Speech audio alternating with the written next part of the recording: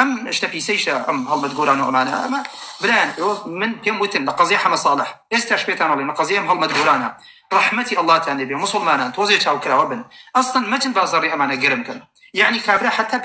بيكرا الله يكي جولاقي لبشتي خوي ودانابو جنيوي با الله بيغمري خواد عليه الصلاه والسلام قالتي في اكردين استاش هاتو ورد من زانم ما ويكي تدي بما مصطلح المدقوران دانش الاحكام الشرعيه ولا قال بلا ام سكرا بانا هل خطاي اوان نيه من حمى صالح بيش او حمى صالح يودرستان خلقينا صدجا وتلكاك ماتشن امانه جوره مكنوا برام استاش من ما بيش تصير من بس يوم كده وتم تيك توك وما خلقي تافع دول الرقاده تاع سفيل سخيف يشوفوج نزاني تيايا امانه هاتو جاني خويان وكو دول القدري برزت لما زقوتو الماضي خوان وكو كابراي كوتي باش تخوام خلك لمن كرترني دول القدر تان هموي هاتون عودان شو سير منك مش دس بطالي جناكم ناتنا لايفي ام جورا خلكانا اصلا حكمي عن شيء هيك ما بينا كري امري انا ابوي قصه كدنيش بان زياده غيري وانا بيا تنها نصيحه موتاني بوتان اليوم امشتانا حتى بيان كرا ورشاون امشتا بيسانا تا بيان كرا ورشاون تو برامبر بالاسلام ايا جاسوسه ايا لبروي سلمان موميكايبيني بويا لجباني خويا هستا موقفي قريوا الله اعلم ايه توبيكي كردو قربت بلا اخوات شاوي درهات من يشكا دول له قدرتان حقتان في والنبي اللي يقرب ايش من بياني ام جوله بيسانا اشتانا امشتا بيسانك حتى بيان كراوا لو شاشه تليفونيا قالتيان باسلامك منو تو كردو استاذ خوشي لكن اون انساني مسلمان ساده وجيل دا موضوعي هلمت قران براكم ام بيوا جاري فيش هموشتي اما بابتي كم زور بس كرتو بجمعه لسر وتتو حزه كم كسيك حكم شرعي وكسب زاني كجنوب الله ده يا بابي غمرك صلى الله عليه وسلم حكم شرعي كيف زاني فيش هموشتي براز كلام اما جيلني انساني ايماندار جيل وقمجنيه انساني مسلمان ابي بزاني الحكم الشرعي او كسر بس بعزته بس برزي وجواب بره كي كبر ساري لك دي يك لدون با يا بزت بلا من كاك لجر في كتابه امنات وانا جواب مو يا جواب الدايو بيوانا جواب دراوه بلان بيويس ناكا تو ام دي اودي بيام كي دبر خاطري برامركه رازي كببي اويكا حلبت مگر جاهل بك سركا وكو مناظري كرا بيني او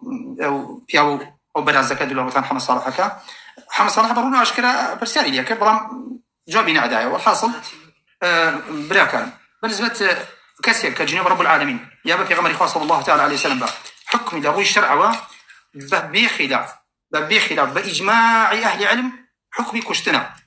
انجا اكيد تسرويك غير كابلا توبك يتوبك باب خوي توبك بيني خوي خويا توبك هرشي كبابك بس كم هكاتك الدولة الاسلام حكم الاسلام هبو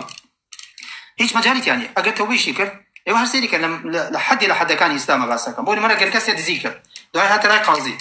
همو اثباتي بلغيك لسر بكم كبرايا ذكر دوا اكيد بقول قردن مع ذاك من توبيس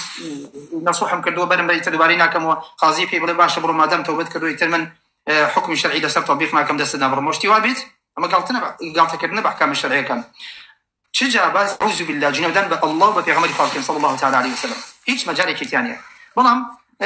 براسي دامري زلي امتي اسلامك واي كردو حد شي كسي على سيدل القدر برستان وكو السق وري برامبر باسلامك كمان. السلام عليكم ورحمه الله وبركاته. براني برز هرمتان روي دمتان كردو تمن كعلى اسرائيل لابم فرمو هر همشتان فيسبوك تانية انستغرام تانية واتساب تانية فايبر تانية كأم آبانا زوربي كبكاري يعني روجانا هي جوا كانا باشا على إسرائيل من لا يبم توين فيسبوك كلابي انستغرام كلابي